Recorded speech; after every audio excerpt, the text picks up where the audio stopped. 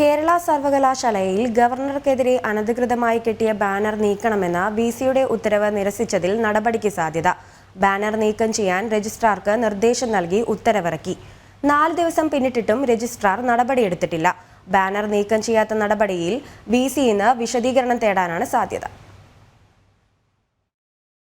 സംസ്ഥാന വ്യാപകമായി ഗവർണർക്കെതിരെ SFI നടത്തുന്ന പ്രതിഷേധത്തിന്റെ ഭാഗമായാണ് കേരള സർവകലാശാലയിലെ പ്രധാന കവാടത്തിലും ബാനർ ഉയർന്നത്. എന്നാൽ ചാൻസലർ കൂടിയായ ഗവർണറെ അവഹേളിക്കുന്ന ബാനർ ശ്രദ്ധയിൽപ്പെട്ടതോടെ വിസി ഡോക്ടർ മോഹൻ കുന്നുമേൽ നടപടി കടുപ്പിച്ചിരുന്നു.